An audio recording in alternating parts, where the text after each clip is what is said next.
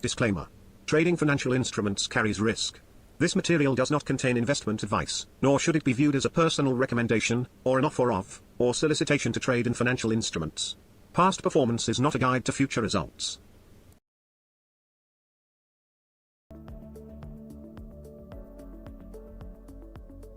Hello everyone and welcome to a new ATFX video. This is the review for today, which is Tuesday, 9th of April.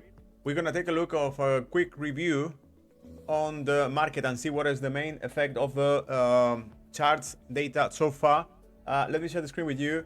Please remember, we record on Friday, just 4 days ago, 3-4 days ago, we record on Friday evening. What was the impact of the last numbers published by Federal Reserve? No, not the Federal Reserve. The reaction that we expect from Federal Reserve based on the numbers published by the labor ratios, the unemployment rate and the non-farm payrolls published last Friday on United States. So the result of those numbers was actually initially was giving a kind of flash move on the price of the dollar. As you can see here, it was rising quickly because obviously the numbers were so good. We got the calendar.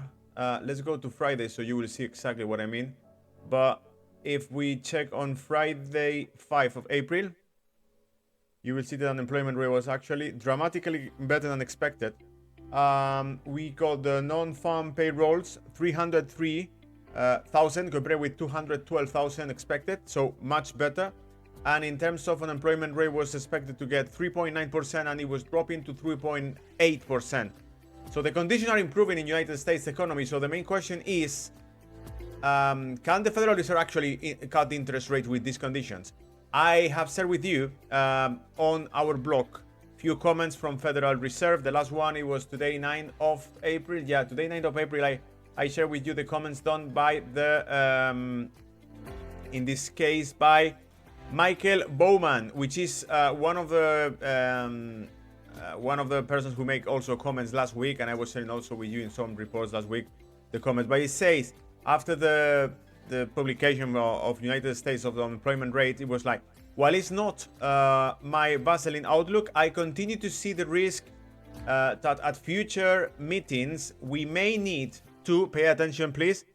We may need to increase the policy rate further should progress on inflation stall or even reverse. So increase the policy. We need to increase the interest rates. Actually, not even they are speaking about cut interest rate, but even in this case, Michelle Bowman was suggesting the idea that maybe is need to cut interest rate is needed. To increase the interest rate could be still on the table, which will be crazy because all the bullish market we have seen since then has been always based on the idea that the interest rate is gonna get should get cut this year, even 3 times. Well, the discount that the market is doing, most of the traders are discounting almost 90 basic points down from the expectations. Remember, the expectation was a cut of 150 basic points this year, 2024.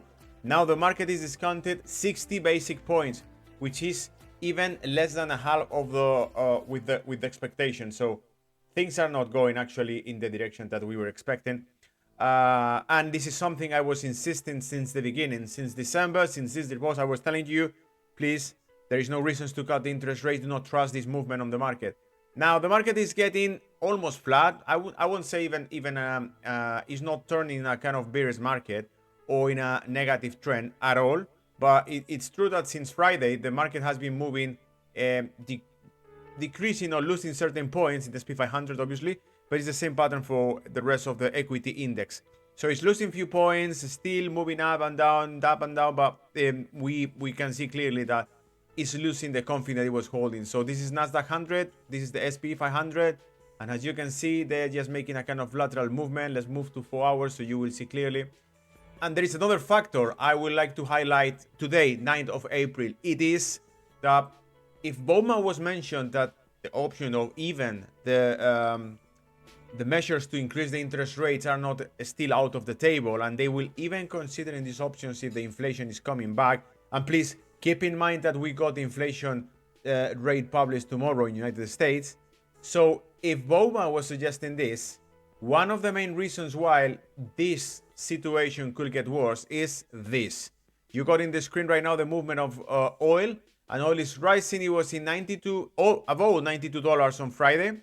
Right now it's at 89.77 and dropping from $90 per barrel from yesterday, since yesterday. Which means like if oil is actually getting consolidated about $88 per barrel West Texas, Brent, if the price is getting consolidated about those levels, it means that the inflation is not over, because the most inflationary asset is oil. Oil is affecting absolutely every single service and every single good, because goods need transport and services need also energy. And therefore, if the cost of the energy is increasing, the cost of absolutely everything is increasing. Therefore, inflation could be back if the oil prices are getting higher. And the reason why they're getting higher is one of the main reasons, the one we discussed, it was geopolitical risk. We have seen also, and I mentioned to you on our today report, the negotiations since yesterday and last week of NATO trying to compromise a certain amount of money in a fund for the coming months, for the future, especially because they suspect that in case that Donald Trump wins the election, he's gonna cut all the funds. And so far, at the moment, United States Republican Party was blocking part of the package of financial funds that it was just sending to Ukraine. So they blocked those funds in the Congress, and therefore they suspect that if, in worst case, United States could actually step out from Ukrainian war and leave Europe the only side who is supporting and funding this war, which is the worst case for Europe, because Europe is in a recession, United States is not in a recession. So that's the main thing. You got all details here about NATO, about Ukraine, about the situation right now.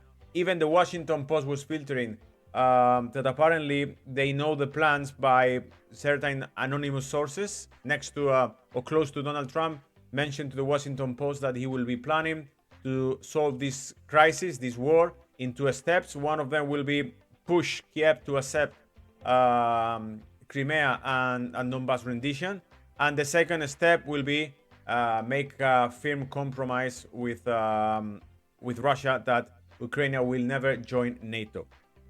So the 2 steps. But again, we cannot confirm this, and so far the head of the Donald Trump campaign denied these comments. He said that this is not what exactly Donald Trump is keeping on mind, or at least he said this is not any plan that Donald Trump got right now on the table. So again, they are denying all of this information. We got certain numbers from China in relation with the comments done by Janet Yellen after the meeting over the weekend, the conference they did for world trade and new international relations. So Yellen expressed on Friday, and it's including on the report from Friday on market snacks at ATFX Connect blog. I include you also the comments from Yellen from Friday. The main concerns the United States got in terms of exportation, low-cost exportation from China, could at some point overload the market, the international markets, and affect negatively the industries in Europe and particularly in the United States. And the replies from homónymous part in China, which is the responsibles of debt and treasury, and also the Secretary of Trade Relations and so on from China, it was actually interesting because they seems to be schooling United States in terms of capital. You say China lectures the US on capitalism. Primarily Li Qiang, her counterpart, advised Yellen after a meeting that Washington should approach the issue of production capacity objectively and from a market-oriented standpoint, according to Xinhua.